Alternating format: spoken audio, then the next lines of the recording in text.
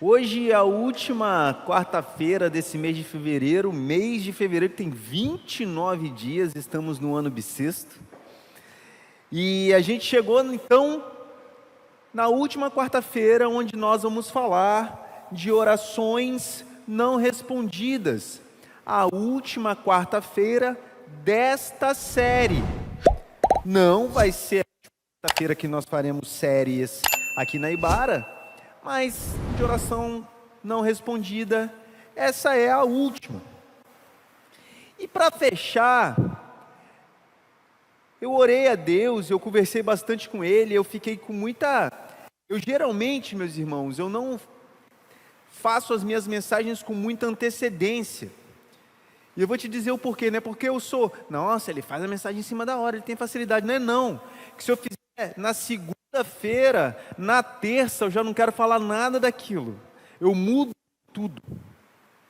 É uma luta. Eu faço na segunda, na terça, eu falo, horrível. Se eu refaço na terça, na quarta, eu falo, mas quem foi o imbecil que escreveu aquilo na terça-feira? Então meus irmãos, eu venho pensando, refletindo a mensagem, e eu deposito uma avalanche de ideias na quarta-feira de manhã, e eu venho trabalhando essa mensagem durante a quarta. Mas essa foi um pouco diferente. Eu estava em casa, e como a gente faz a série de mensagens, esse tema ele fica muito em voga na nossa presença. Por quê? Porque toda hora a gente tá pensando nele, pensando, Deus, o que falaremos para o teu povo? O que nós falaremos? Então, no final de semana eu falei, Deus, é esse texto então que eu vou falar, mas eu vou trocar tudo. O que eu fiz, meus irmãos? Eu li o texto, aí separei o texto lá e falei, não quero. Deixei lá, não quero. Aí comecei a escrever, aí eu virei para minha esposa e falei, amor, quase terminei a mensagem. Aí ela, por que quase? Eu falei assim, porque eu não vou terminar ela hoje. Por que não? Porque eu vou trocar tudo. Então eu não vou terminar a mensagem. E aí eu vim refletindo. Por quê? Porque quando nós estamos aqui, com a mensagem no púlpito, e lendo a palavra de Deus para vocês, quem faz isso, faz igual um profeta. Porque é isso que faz um profeta. Não que aqui tem um profeta como no Antigo Testamento, tá bom, meus irmãos? Mas aquele que pega a mensagem de Deus e entrega para o povo, isso é o profeta. Diferente do sacerdote. O que o sacerdote faz? Ele pega a mensagem do povo e leva para Deus. Né? É um movimento oposto. O profeta entrega ao povo algo divino, o sacerdote entrega ao divino algo do povo. O sacerdote fazia o sacrifício, não era o profeta. Compensação, o profeta levava a mensagem de Deus para o povo. Isso não era necessariamente o sacerdote que fizesse. Não estou dizendo que não possa haver na Bíblia um momento em que uma pessoa tinha os dois papéis. Jesus Cristo foi profeta, sacerdote e rei, conforme diz o autor aos Hebreus. Só que muita gente sobe no púlpito, nas mais diferentes manifestações religiosas, e afirmam falar em nome de uma divindade, ou de uma autoridade espiritual, seja lá o que for, dizendo-se profeta, aquele que leva a mensagem de Deus para o povo. Alguns chegam ao absurdo de falar que são apóstolos. Aqui, na Igreja Batista, tem gente que ousa a falar o nome de Jesus. Por isso, meus irmãos, eu vou pedir para que vocês abram a Bíblia no texto escrito pelo profeta Jeremias. Jeremias, capítulo 23, nós vamos ler do verso 9 até o verso 16. no decorrer da semana, termine de ler esse conteúdo, para que os irmãos tenham isso bem em mente. E na Nova Versão Internacional, o texto é narrado dessa forma: acerca dos profetas, meu coração está partido dentro de mim, todos os meus ossos tremem, sou como um bêbado, como um homem dominado pelo vinho, por causa do Senhor e de suas santas palavras. A terra está cheia de adúlteros, e por causa disso a terra chora, e as pastagens do deserto estão secas. Seu modo de vida é perverso, e o seu poder é ilegítimo. Tanto o profeta como o sacerdote são profanos. Até no meu templo encontro as iniquidades deles, declara o Senhor. Por isso, o caminho deles será como lugares escorregadios nas trevas, para as quais serão banidos e nelas cairão. Trarei a desgraça sobre eles, no ano do seu castigo, declara o Senhor. Entre os profetas de Samaria vi algo repugnante. Eles profetizaram por Baal e desviaram Israel, o meu povo. E entre os profetas de Jerusalém vi algo horrível. Eles cometem adultério e vivem uma mentira. Encorajam os que praticam o mal, para que nenhum deles se converta de sua impiedade. Para mim são todos como Sodoma, o povo de Jerusalém é como Gomorra. Por isso, assim diz o Senhor dos exércitos acerca dos profetas: eu os farei comer comida amarga e beber água envenenada, porque dos profetas de Jerusalém a impiedade se espalhou por toda a terra. Assim diz o Senhor dos exércitos: não ouçam o que os profetas estão profetizando para vocês.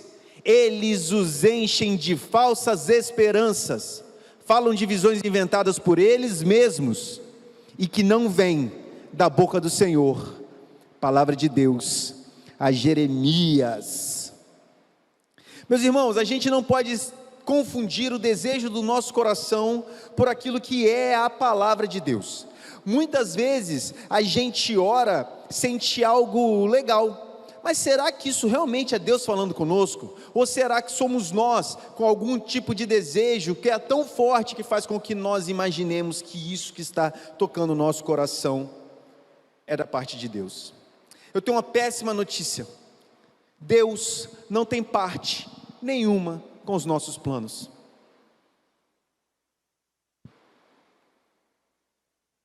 Ele garante sim que os planos dele se cumpram. Por mais que isso seja talvez uma realidade difícil de engolir nos dias de hoje, meus irmãos, nesse púlpito, nós não vamos te iludir.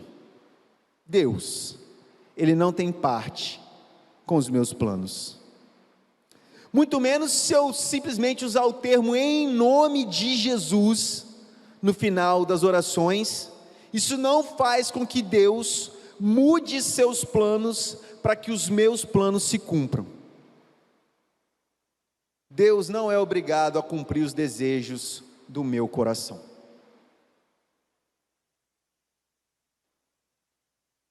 Nessa última série, orações não respondidas, o título é: em nome de quem? Como eu disse, meus irmãos, nós não podemos, eu conversando com o Rodrigo aqui agora há pouco, existe um ditado, pelo menos lá perto do meu bairro a gente usava muito: nós não podemos confundir bife a caçarolinha com rifle para caçar rolinha. São duas coisas muito diferentes.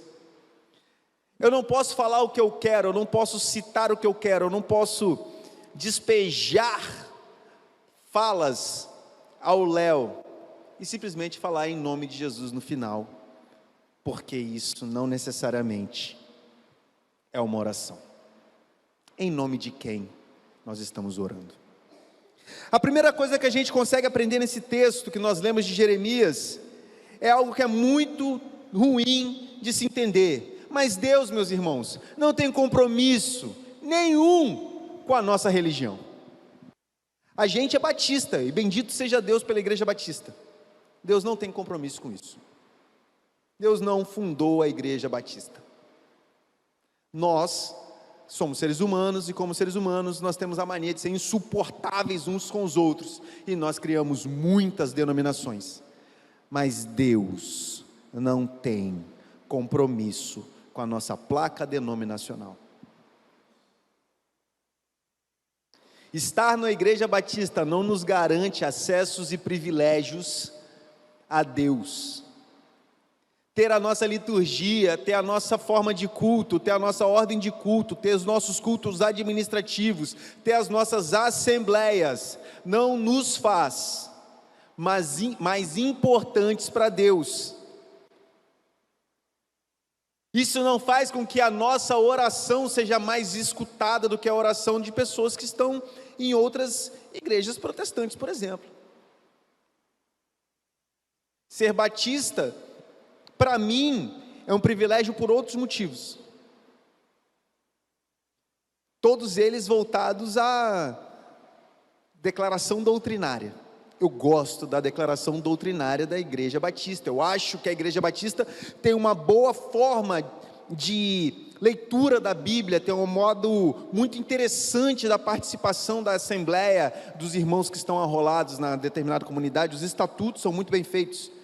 Isso faz a Igreja Batista uma igreja muito boa de se congregar. Mas Deus não é batista. Por mais que João Batista tenha batizado Jesus, não. João Batista não era cristão, muito menos Jesus foi.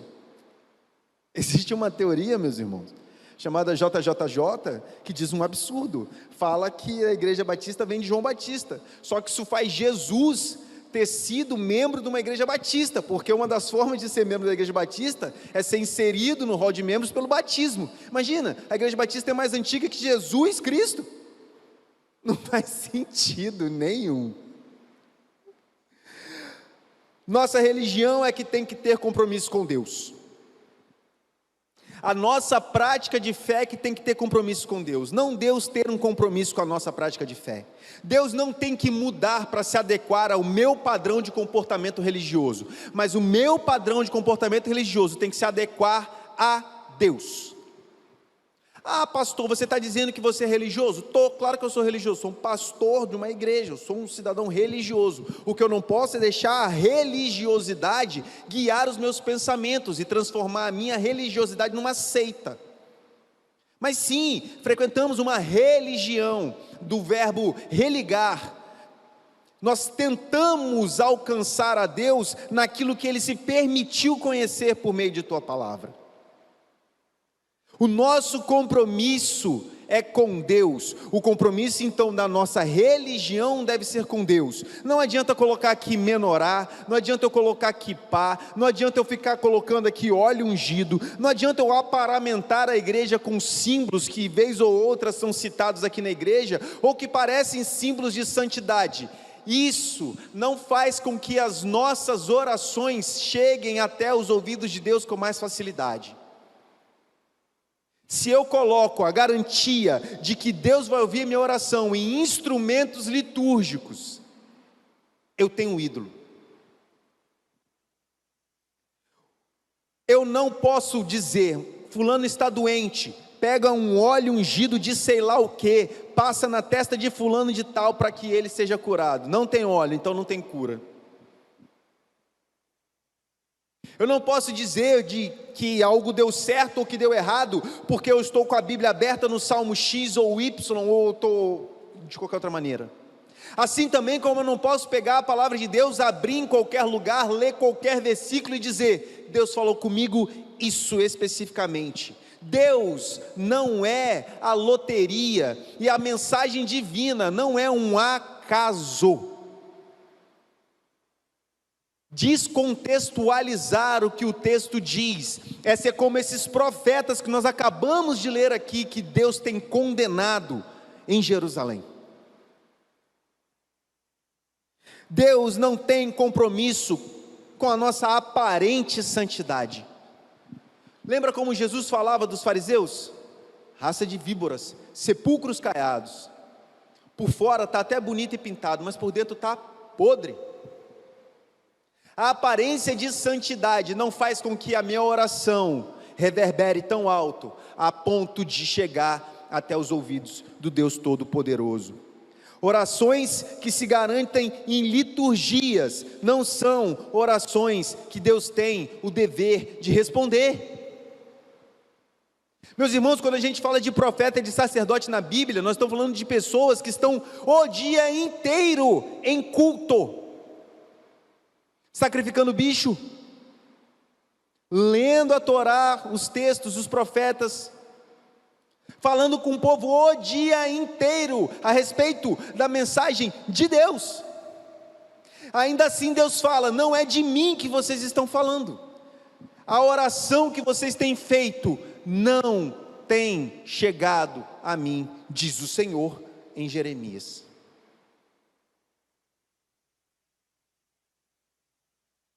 O destino desses falsos mestres, falsos profetas, falsos sacerdotes, falsos pastores, é um bom lugar no inferno.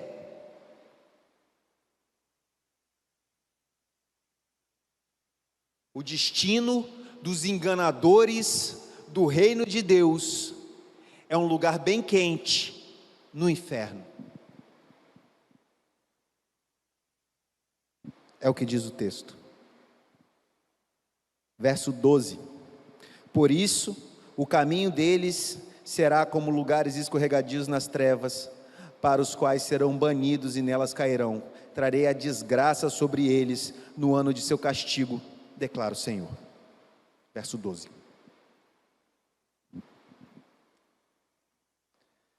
As orações de falsos profetas são, no fim das contas, para outros deuses. Mas seguir um falso profeta é se perder com ele. Porque se alguém está apontando para o lado errado, meu irmão, minha irmã, e você segue esse caminho, é perdição também. A Bíblia não nos garante salvação por ignorância, irmãos. Se a ignorância fosse sinônimo de salvação, bom seria que se rasgassem todas as Bíblias e eliminasse a mensagem do Evangelho do povo, para que todas as pessoas fossem ignorantes e assim todas fossem salvas. A omissão da mensagem não garante salvação. É o contrário. Exatamente o contrário. Orar conforme um falso profeta, então, é orar para Baal, orar para um outro Deus, orar para uma outra entidade, achar que está apontando para a luz, e no fim do túnel está vindo um trem. Orar conforme a oração de um falso profeta, não é orar ao Deus Todo-Poderoso, é orar a uma outra entidade.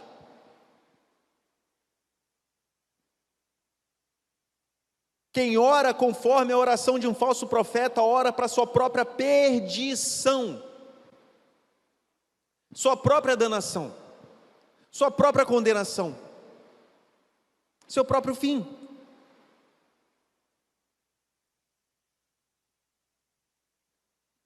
Não adianta levantar a voz para o céu com toda a força, se os caminhos apontam para Satanás.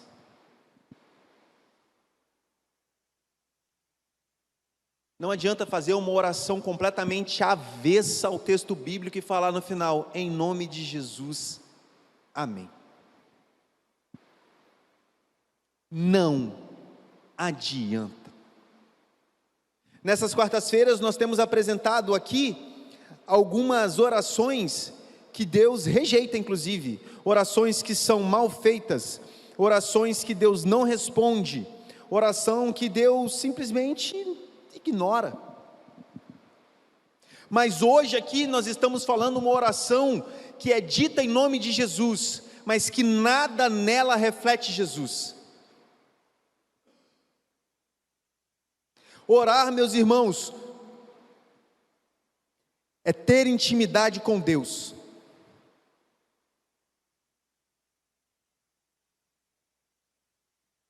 Deixa eu falar uma coisa aqui para os irmãos. Saber quem é e ter intimidade são duas coisas diferentes. Eu aqui exponho algumas coisas da minha vida e tal, mas conhecer, meus irmãos, é saber detalhe. Por exemplo,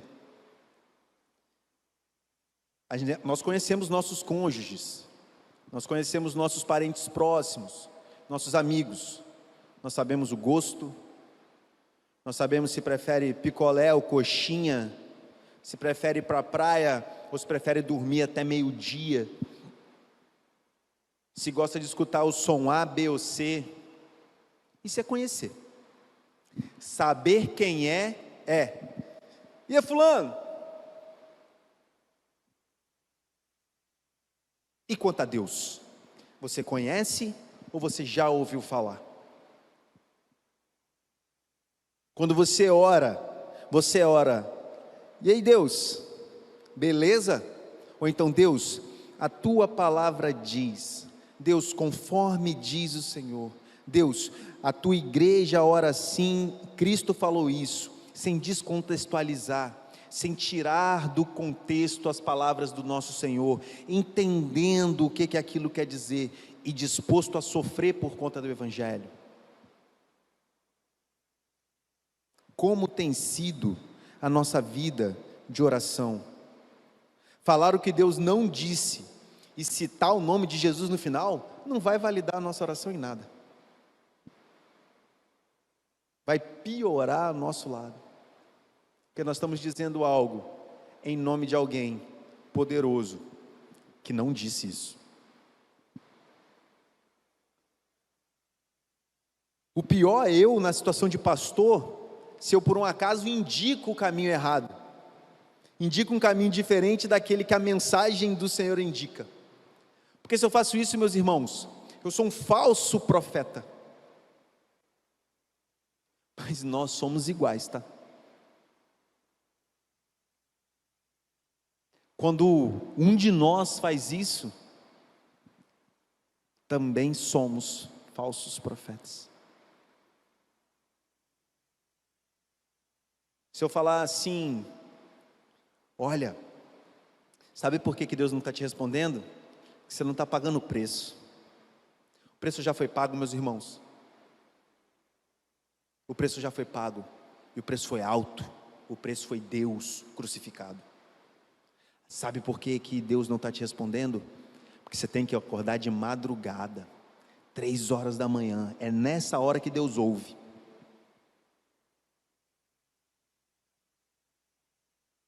Não tem hora para Deus, meus irmãos. Deus ouve meio-dia, 3 da manhã. Você acha que meio-dia Deus está mais ocupado do que 3 da manhã? Sério? Ah, mas é porque você está se sacrificando. Eu não preciso me sacrificar. O sacrifício de Cristo é mais do que suficiente para tudo. Por isso que o autor aos Hebreus diz que o sacrifício é perfeito. Não adianta também eu falar bem assim, sabe por que você está desempregado? Porque você não está dando o dízimo e oferta. Você está negando, aí sabe o que está fazendo? O gafanhoto está vindo, a locusta que vira lagarta, que vira gafanhoto, que vira o bicho lá, está comendo tudo aí do seu bolso. Então o que você tem que fazer? Você tem que tirar da sua comida, não paga a conta de luz. Você quer ter prosperidade? Então você vai, já pensou se alguém faz corte? Me lasco, né? Sabe por que você está tendo prosperidade? Porque você está gastando o dinheiro da oferta com pão para o seu filho. Daqui, ó, você dá R$50, Deus vai te dar 5.000. Não, meus irmãos, Isso não é o Evangelho.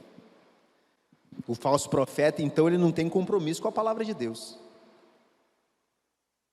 Porque se a palavra de Deus aponta que o sacrifício de Cristo é perfeito, se nada pode ser acrescentado a esse sacrifício, e nada pode ser retirado desse sacrifício, e eu, como cristão, digo a você, que você precisa fazer um sacrifício, para complementar a cruz, meus irmãos, o que eu disse é, a cruz de Cristo não é suficiente. O falso profeta não tem nenhum tipo de compromisso com a palavra de Deus. E ter compromisso com a palavra de Deus é meditar nessa palavra, entender essa palavra, apresentar essa palavra conforme ela tem que ser apresentada. Porque se ela é a palavra de Deus, eu não posso mudar. Imagina, meus irmãos, Deus chega para Moisés: Moisés, está aqui os 10 mandamentos, hein? Aí Moisés no meio do caminho: pô, não adulterará. Isso não. Hein? Não roubais cães. Eu tirei o não adulterará, porque a galera aqui é adúltera pra caramba. É um tal de swing aqui no Êxodo. Eu vou trocar. Porque esse povo aqui, se eu falar que é pecado, eles não vão mais vir aqui no tabernáculo. Eu vou trocar aqui o não adulterarás. Deus, o tabernáculo está cheio, as pessoas estão vindo, todos estão aqui, e eu leio os seus mandamentos para eles. Deus vai falar: os meus não. Deus, mas a igreja está cheia. Não tenho compromisso com as suas promessas. A mesma coisa acontece aqui nesse púlpito e nos púlpitos também. O falso profeta não tem compromisso com a palavra de Deus, mas nós não temos que ser como falsos profetas, nós temos que ter compromisso com a palavra de Deus. Assim, quando oramos com compromisso com a palavra de Deus, Deus não tem compromisso com a nossa oração, mas com a palavra dEle. Tiago fala que a gente pede e não recebe porque a gente pede mal, porque a gente pede para tratar com os nossos próprios deleites.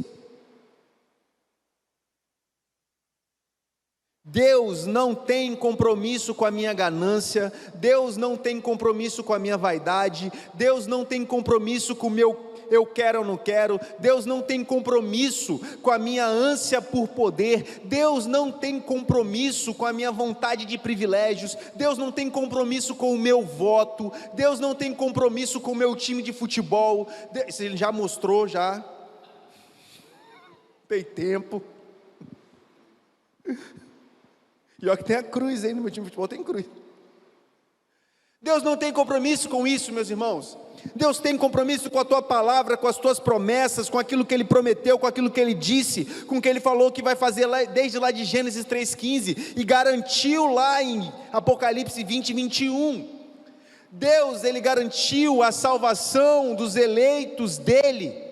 Deus garantiu que nesse mundo nós teremos aflição, mas que nós temos que ter bom ânimo, porque Ele venceu o mundo. Deus garantiu que nós estaremos com Ele nas mansões celestes. Deus garantiu que viveremos em novos céus e nova terra, e que lá habita a justiça. Deus garantiu que Jesus vai voltar. Deus garantiu que os mortos ressuscitarão primeiro, depois nós, os vivos, encontraremos com Cristo nos ares. Deus garantiu que na casa de meu Pai há muitas moradas. Se não tivesse, eu teria dito: eu vou preparar lugar então.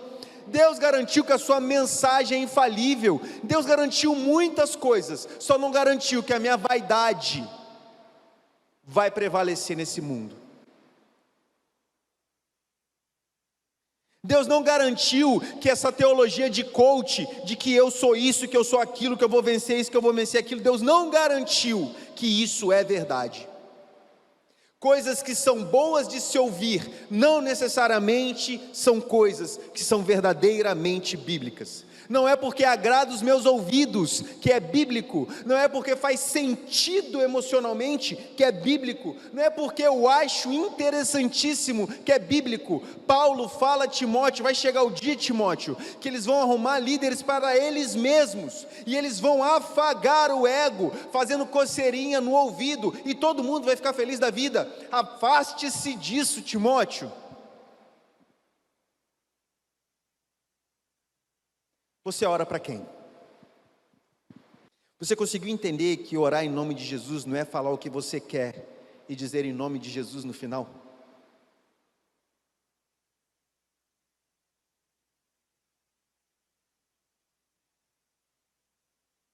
Você consegue entender que líderes religiosos que apontam um caminho de muitas facilidades, dizendo que você é uma estrela e que você é um vencedor, que Deus te chamou de cabeça, não te chamou para cauda, você conseguiu entender que Ele não está apontando para a cruz, Ele está apontando para o próprio embornal. Se tem uma pessoa que fica rica na teologia das prosperidades, é quem prega a teologia da prosperidade. Esse enriquece. A palavra de Deus diz que aquele que aguarda só para essa vida é o mais miserável dos homens e das mulheres também. Não vem me olhando assim, não. Não sigamos os exemplos desses profetas. O verso 16 diz isso: não ouçam o que os profetas estão profetizando para vocês, eles os enchem de falsas esperanças, falam de visões inventadas por eles mesmos e que não vêm da boca do Senhor. Não ore conforme a orientação desses canalhas, não ore como oram esses falsos profetas, não creiam nas falsas esperanças desses enganadores que se dizem mensageiros do Evangelho, não creiam nas ditas revelações que eles trazem, inventando coisas com adendos às Escrituras Sagradas. Toda a revelação que nós precisamos está contida em 66 livros, chama-se Bíblia Sagrada. Bíblia Sagrada. Eles não oram a Deus, eles se sentem o próprio Deus. Entregam toalhinha suada para que você seja curado, toque em mim para que você sare. Isso não é a mensagem do Evangelho. Não ore conforme essas pessoas. Não transforme Jesus num gênio da lâmpada. A gente não podia terminar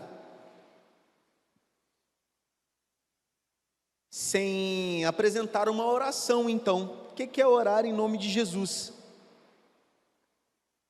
E nós vamos ler essa oração, que está em Mateus, capítulo 6, versos de 9 até 13.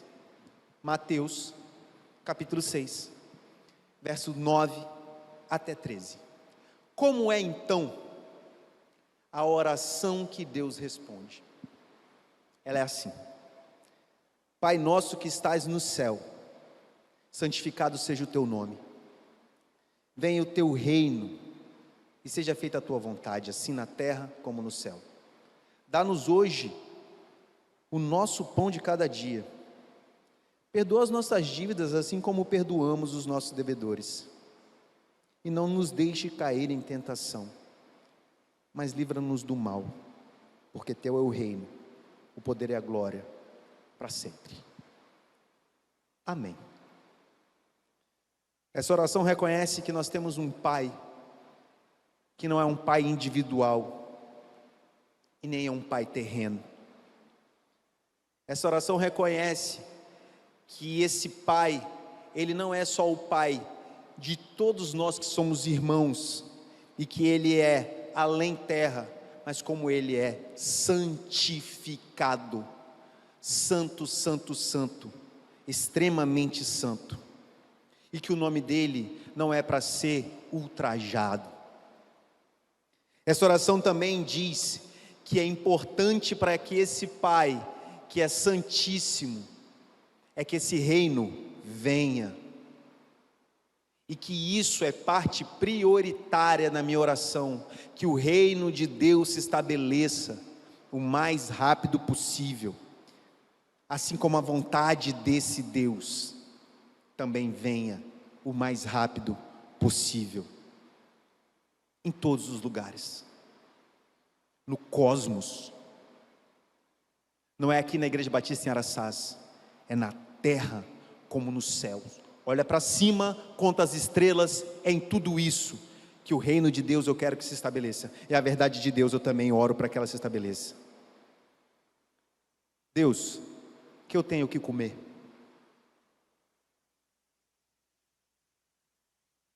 Acabou, meu irmão. Prosperidade acabou aqui.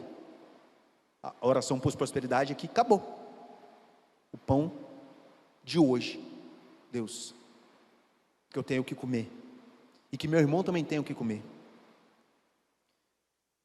Me perdoa, Deus, na medida em que eu perdoo. Deus, me perdoa só se eu perdoar. Que eu não seja como esses que dizem que para os meus inimigos o rigor da lei, para os meus amigos um forte abraço. Me perdoa na minha medida, Deus. Me perdoe na minha medida. Por favor, Senhor, não me deixa cair em tentação, porque eu sou um ser humano falho. Me livra, por favor, do mal. O reino é teu, o poder é teu, a glória é sua, e não é só hoje, é para sempre. Amém. Vamos ficar de pé?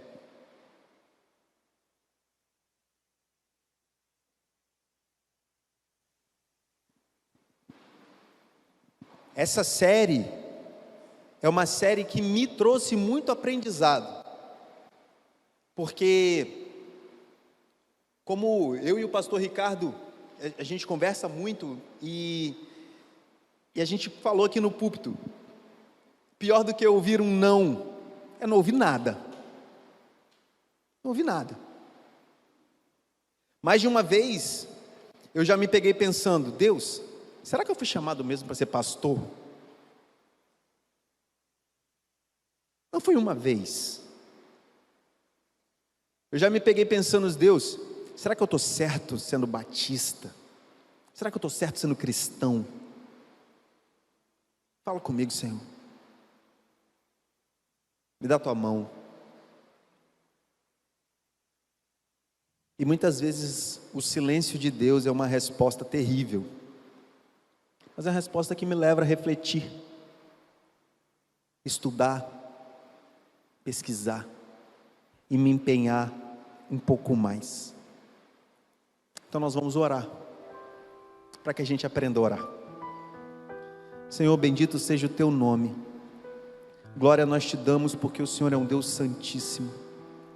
Obrigado, meu Deus, porque mais uma vez nós pudemos entregar, falar a respeito da tua palavra, mesmo que muitas vezes o texto nos aponte para um direcionamento um pouco mais duro.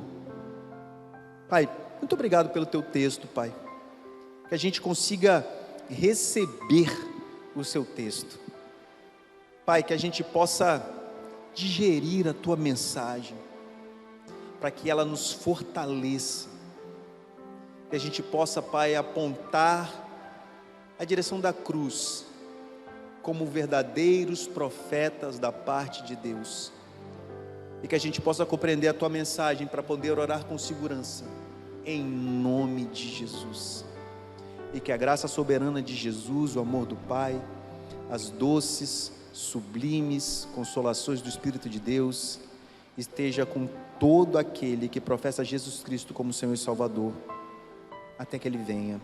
Amém.